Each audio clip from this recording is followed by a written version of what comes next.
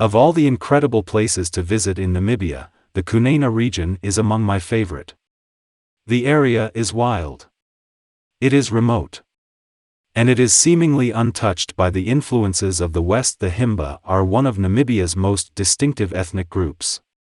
Often romanticized and regarded as a culture that is untouched by modernity, they are close relatives to the pastoralist Hereros that inhabit the red rock deserts of Dammerland.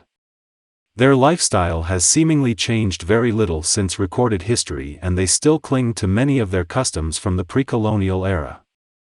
Himba are famous for applying a coat of red ochre to their bodies and hair. Women adorn themselves with cow skins and leave their breasts exposed, while men traditionally wear animal hides around their waists and spend their days herding cattle. The one-street town of Opuo is the administrative and political capital of the Kunene region and the heart of the Himba homeland.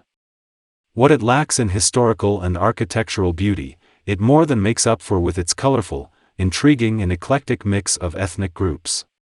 Opuo and its surroundings remained impressed in my mind for weeks after I traveled there. Never in my life had I visited a destination that seemed so foreign and removed both culturally and geographically from my reality in the West. I remember thinking that the town seemed to teeter precariously on the edge of the earth, as though any slight change would make it drop off the face of the planet altogether. Even the city's name Opuo translates to the end, as though it marks the last inhabited corner on Earth. Though Opuo is the gateway to Namibia's Kunene region, the small dusty town is a remote outpost with few tourist amenities. As budget travelers, we found Abba Guesthouse to be a suitable option.